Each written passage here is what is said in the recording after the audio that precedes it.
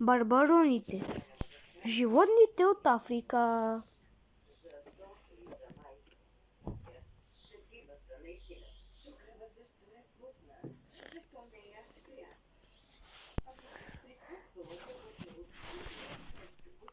Татко Барба трябваше да пътува, но не можеше да се качи във влака. Просто ей така, както се качва другите пътници. Беше толкова голям, че нямаше как да влезе в купето. Можеше да се побере само във вагона за животни.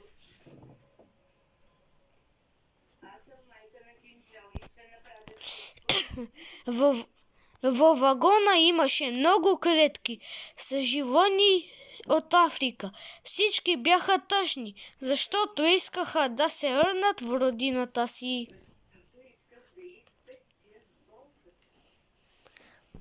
Татко Барба им помогна да излязат от клетките. След това смени формата си и се преобрази в голям съндък.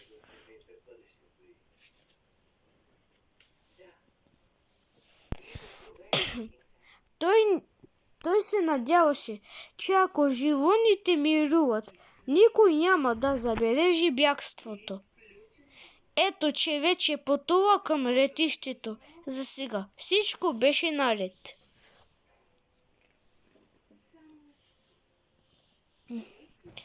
Със самолет се пътуваше много бързо и лесно. Се приземиха в Африка. Татко Барба изчака търпеливо в багажното отделение. Беше много предпазлив, защото ако някой ги видеше, щеше да им попречи. Скоро след това животните бяха отдолу по родните си места. Слънчето първо видя своите родители и през глава се втурна към тях. Книгата! Спокойно. Чисто.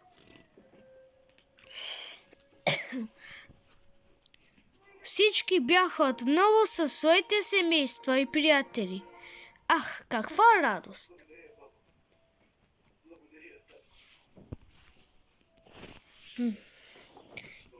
И край.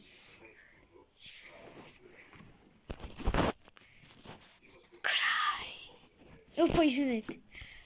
Край.